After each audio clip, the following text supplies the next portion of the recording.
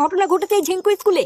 তো চলো না আমরা এবার সোজা ফাটা ভসিবলার কাছ থেকে জেনে নিই যে কি এমন ঘটনা ঘটেছিল আর কি এমন কারণ ছিল যার কারণে এত বড় একটা ঘটনা ঘটলো এবং তাকে স্কুল থেকে বের করে দেওয়া হলো। আচ্ছা সবার প্রথমে বলো তোমার নাম কি? বালা এই তো বললা ফাটা ভস্তিবালা, আবার এখনো ভুলে গেলা? লেওরা নাটক না মারিয়ে তাতেই বলো কি বলবা। আসলে আমরা জানতে চাইছি কি এমন হয়েছিল যার জন্য তোমাকে স্কুল থেকে বার করে দিল।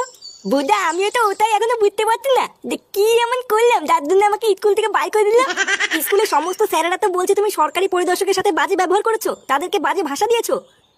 বালা আমি বাজে ভাষা দিয়েছি? বাঞ্চদ লেওরা স্যারটা প্রশ্ন করেছিল, আমি সব আগে আগে ঠিক ঠিক উত্তর দিয়েছি, এখানে বাজে ভাষা কখন দিলাম? চোদনাগুলো আমি যা করিনি আমাকে তাই নিয়ে দোষ দিল। বালা বালের স্কুলে ভর্তি হয়েছি আমি।